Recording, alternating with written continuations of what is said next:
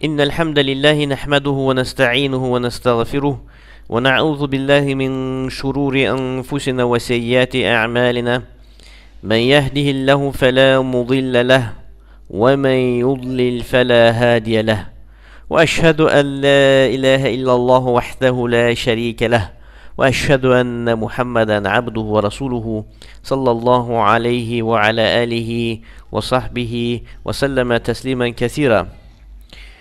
Cuma'dəl axır ayının 9-cu günüdür, 1434-cü il hicrə təqvimi ilə. Sələfiliyə dəvət risalələr və dərslər silsiləsindən cahilliyə, əhl-i sünnədə cahilliyin təqdimatçısı və onun etiqad hökmlərinə göstərdiyi təsirini davam edirik və bugün Allahın izni ilə bu dərsin bu kitabın 5-ci fəslinə keçirik və bu da elmə hasil olmağa imkanı olanların qaydasıdır. Alimlərin, əhl-i sünnə və cəmaədə alimlərdən bu qaydanı iqrar edib nizamlaşdıranların adlarını zikr edək və baxaq görək ki, əhl-i sünnədə bu qaydaya münasibət necədir? Və bu çox mühüm qaydadır. Əhl-i sünnə imamları iqrar ediblər və fərq qoyublar bu iki sınf insanlar arasında. Elmə hasil olmağa imkanı olan, hansı ki öz nəfsindən cahilliyi dəf edə bilər. Yəni, elm əldə edə bilər. Bunlar hansılardır bu insanlar? Ən birincisi, bunlar İslam diyarında yaşayanlar və yaxud İslam diyarına yaxın ölkədə yaşayanlardır. Yəni, İslam diyarında, Darul İslamda tövhidə, elmə, risaləyə dəvətçilər olur hər vaxt.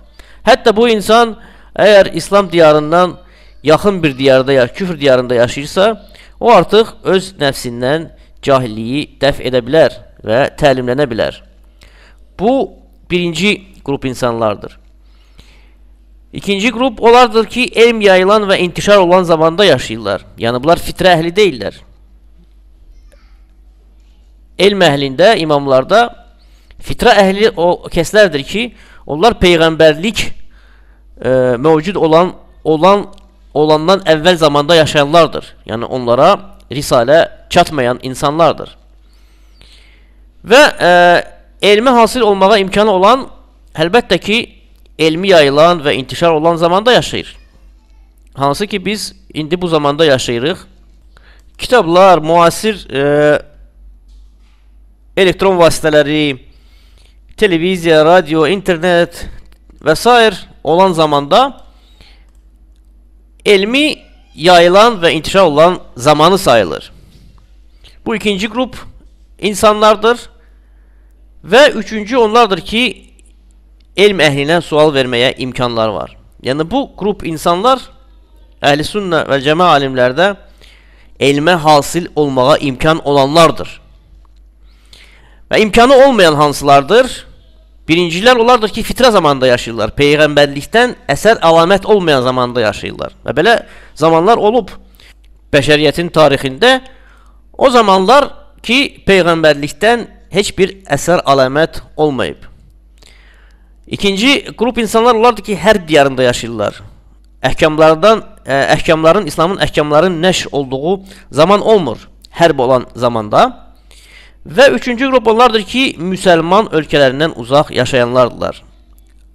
Və bu üç qrup insanlar elmə hasil olmağa imkanı olmayan insanlardır. Və bu qrup insanlarda əhl-i sünnə və cəmə alimləri əlbəttə ki, cahilliyin üzr olmasında fərq qoyublar. Bu qaydanı bir çox qədimi və müasir alimləri iqrar ediblər və bunların adlarını nəzərdən keçirək. Şeyxülislam ibn Teymiyyə rəhməhullah Məcmu və Fətavada qeyd edib bu məsələni.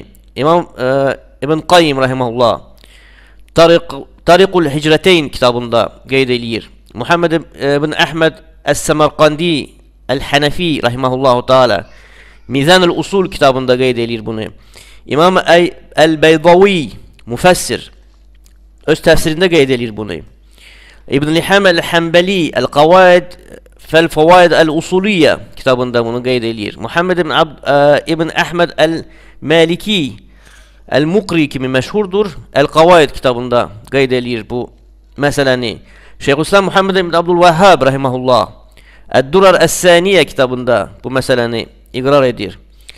Süleyman ibn Səhmen Ən-Nəcdi rahimehullahu taala İrşad Əl-Talib kitabında bu haqda danışır. Əl-Qarrafi Əl-Maliki Əl-Furuq kitabında, İbn Rəcəb Əl-Həmbəli Əl-Qavaid kitabında və müasirlərdən Şeyx Abdüləziz ibn Bəz rahimehullah öz fətvalarında bu məsələni qeyd edir. Gəlin bu qaydanın bəyənində həmin bu alimlərdən varid olan mətnləri qeyd edək, nəzərdən keçirək. Şeyxülislam ibn Teymiyyə rahimehullah belə deyib: bir çox insanlar peyğəmbərlik elmindən xəbəri olmayan yerdə yaxud zamanda yaşayırlar və onlara bu elmi çatdıran heç kəs yoxdur. Allahın öz rəsulunu hansı elmlə və kitabla, hansı risalə ilə, hansı hikmətlə göndərdiyi bəyan edən bir şəxs yoxdur. Beləsi, əlbəttə ki, küfür etmir. Ona görə də imamlar ittifaq ediblər ki, iman və elm əhlindən uzaq yerlərdə yaşayanlar əgər zahiri, mutavatir əhkamlardan nəyisə inkar etsələr, onları bildirənə qədər küfür hökmü verilmir. Yəni onlara bildirənə qədər, onları öyrədənə qədər onlara küfür hökmü verilmir. Məcmu Fatava 11-ci cild 407-ci səhvə. Şeyxülislam ibn Qayyim rahimehullah belə deyib: bu zalalət əhlinə və onların təfsirində olanlara üzr yoxdur. Onlar öz zalalətlərini Resulullahın sallallahu aleyhi və səlləmin vəhiyindən üz döndərməklə əldə etdilər. Hətta zənn etsə də ki, o hidayət olanlardandır. O hidayətə dəvətçinin ardınca getməkdən üz döndərməklə səhlənkarlıq edib. Yəni hidayətə dəvət edənin ardınca getməkdən üz döndərməklə səhlənkarlıq edib və onun zəlaləti onun səhlənkarlığı və üz döndərməkdən irəli gəlir. Və bu hökm onlara risalə çatmamaq səbəbindən yox, və bu hökm onlara risalə çatmamaq səbəbindən yaranan zəlalətdən fərqlidir. Bunlara hökm başqadır. Yəni burada Şeyxülislam ibn Qayyim rahimehullah bu iki qrup insanlar arasında fərq qoyub. Hansılara ki risalə çatmayıb və hansılar ki risalə çatandan sonra həmin o risaləyə, həmin o dinə dəvətçilərin olduğu yerlərdə onlardan üz döndərənləri fərqli edib, fərq görüb. Bunlara hökm başqadır. Təfsir-ül Qayyim 359-cu, 360-cı səhvə. Şeyx Əl-Baydavi məşhur müfəssirdir rahimehullahu taala öz təfsirində belə deyib: Allahın bu ayəsinə "Fələ təcəalu lillahi əndədən və entum ta'lamun." İndi siz də Allaha bilə-bilə onun heç bir oxşar və bənzər etməyin.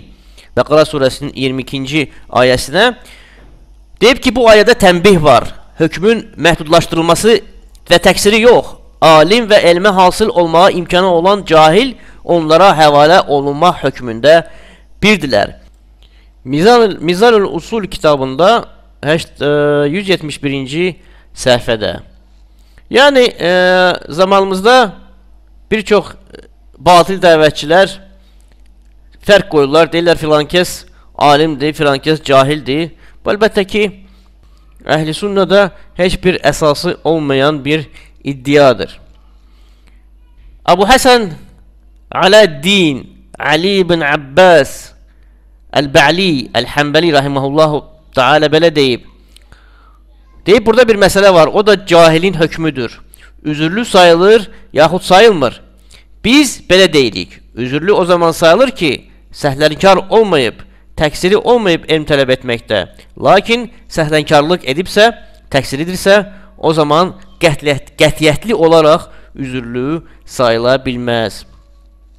Qavaid fil Fəvaidul Usuliyyə 52-ci səhvə.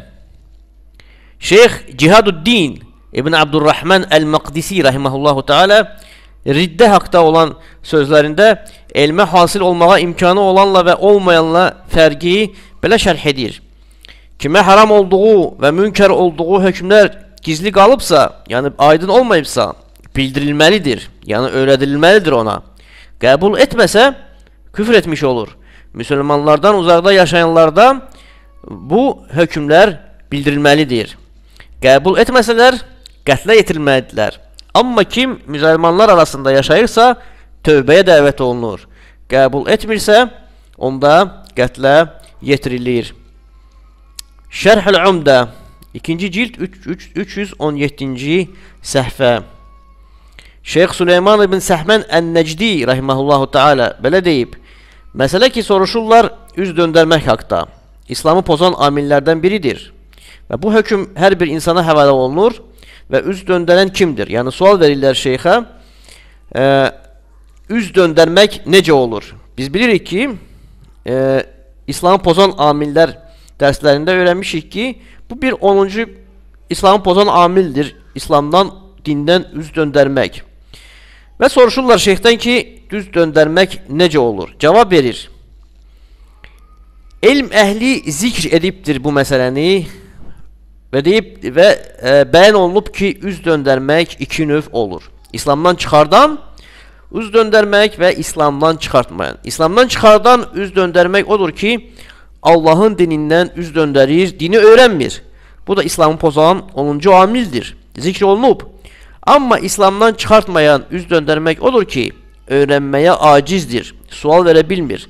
Və bu elmə ona məhəbbət var, onda məhəbbət var. Lakin qadir deyil onu öyrənməyə, elmi tələb etməyə, onu düz yola yönəldənin olmadığı səbəbdən. Bax, beləsi İslamdan çıxartmayan üz döndərməyə qapanıbdır. İrşad Talib 11-ci, 12-ci, 13-cü səhifə. Və müasir alimlərdən olan Şeyx Abdülaziz ibn Bəz rahimehullah ondan cahillik haqda soruşanda belə deyib ki, cahillik iki növ olur: üzürlü sayılan və üzürlü sayılmayan. Kim ki müsəlmanlarla yaşayır və Allah'a şərik qoşur, Allahdan başqasına ibadət edir, beləsinə üzür yoxdur. Çünki o təqsirlidir, sual verməyib, öyrənməyib. Beləsinə Allahdan başqasına ibadət etməklə üzür yoxdur. Daşlara, meyitlərə, ağaclara, bütlərə, vasanlara ibadət etməklə üzür yoxdur beləsinə. Çünki o Allahın dinindən üz döndərib və qafildir. Allah belə deyir Quranda: وَالَّذِينَ كَفَرُوا عَمَّا أُنْذِرُوا مُعْرِضُونَ. Küfr edənlər qorxuduqları şeylərdən üzür döndərdilər. Əl-Əhqaf surəsi 3-cü aya. Yəni bunlar, onları qorxuzdursan, nədənsə onlar üz döndərirlər. Və bu səbəb, üz döndərməklərin səbəbi nədir? Küfür etməkləridir. Peyğəmbər sallallahu aleyhi ve sellem Rəbbisindən öz anası üçün bağışlanma diləmək istədi. Çünki onun anası cahiliyə zamanında vəfat etmişdir və Allah subhanahu taala ona izin vermədi bağışlanma diləməyə. Çünki o qövmün dinində vəfat etmişdi. Vasanlara ibadət etməyin üzərində dünyası dəyişib və ondan bir sahabə atası haqda soruşanda dedi ki, o cəhənnəmdədir.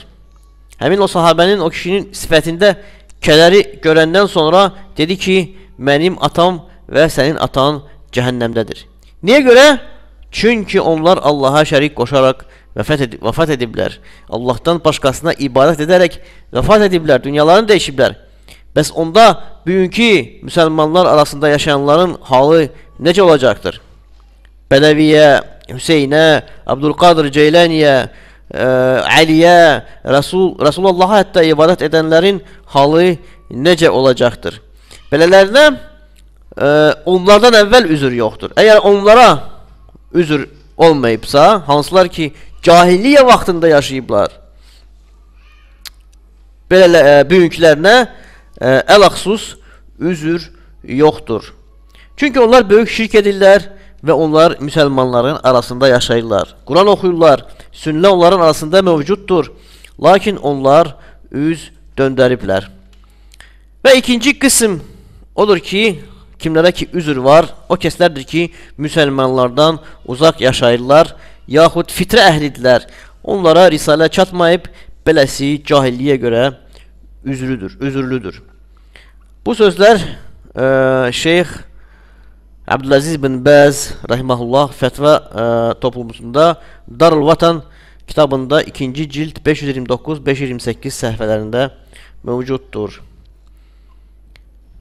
Saudiya Ərəbistan diyarının fətvalar və bəhslər komitəsinin Ləjnə Əd-Daimə fətvası bu barədə fətvası var və elmə hasil olmağa imkanı olanın və imkanı olmayanın sifətləri də bu fətvədə bəyan olunubdur. Sual daxil olub komitəyə, soruşurlar, axır zaman Misir Ərəb Respublikasında İslam cəmaatlarında iman məsələləri üzərində ixtilaflar çoxalıb və bu İslam əqidəsindən cahil olan insanın hökmüdür. Hökmü nədir? Şəriətin bəzi əhkamların tərki hökmü nədir? İş öyle çatıb ki, qardaşlar arası düşmənçiliyə getirib çıxardıb, mübahisələr və bəhslər artıb bu iki qrup arasında.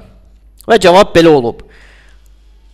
olub. Allahdan başqasına ibadət edən mükəlləfə, yəni kimə şəriət həvalə olunub, mükəlləf, Allahdan başqasına qurban kəsənə və Allaha xas olan başqa növ ibadətlərlə ibadət edənə üzr yoxdur cahilliyinə görə.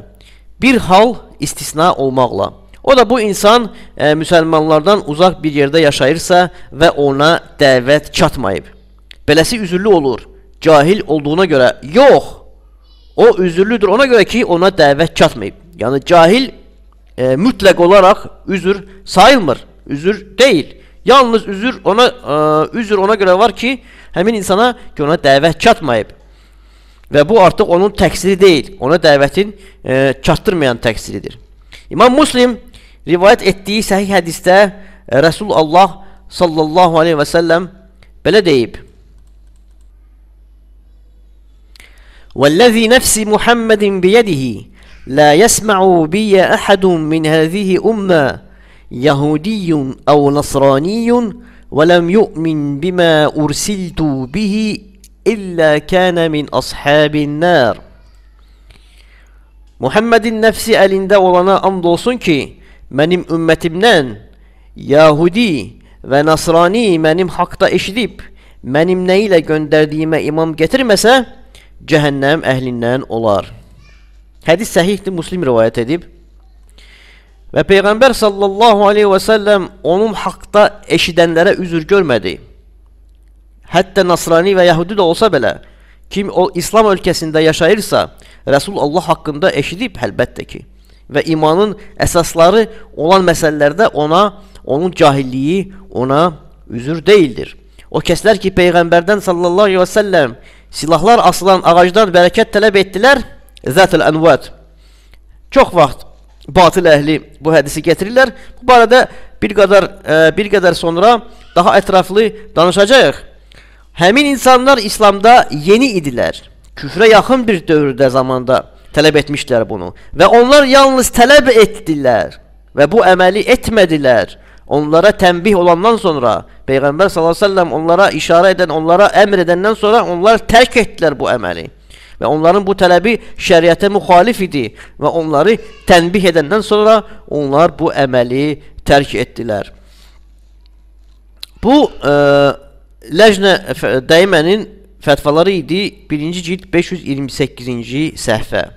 Beləliklə, bizə bu fəsildə alimlərdən varid olan fətvalardan, mətnlərdən iki qrup insanlar arasında fərq bəyan oldu. Kim cahillik səbəbindən böyük şirk edib və onun öz üzərindən cahilliyi dəf etmək imkanı var, elm əhlinə sual vermək imkanı var, ölkəsində şəriət kitablarını oxumaq imkanı var, yaxud onun ölkəsində onu öyrədən kimsə var, lakin bu təlimdən üz döndərib, beləsinə cahilliyinə görə üzür yoxdur.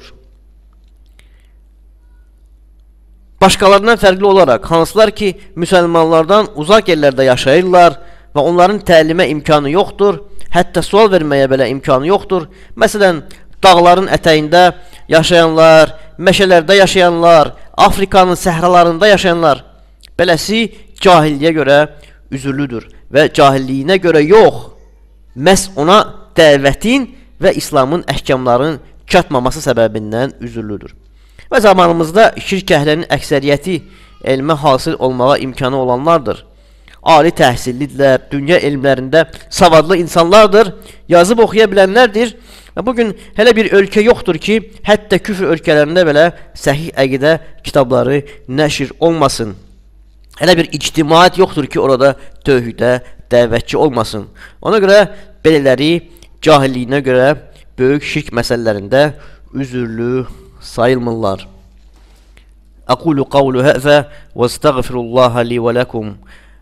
سبحانك اللهم وبحمدك أشهد أن لا إله إلا أنت أستغفرك وأتوب إليك وصلى الله على نبينا محمد وعلى آله وصحبه وسلم تسليما كثيرا.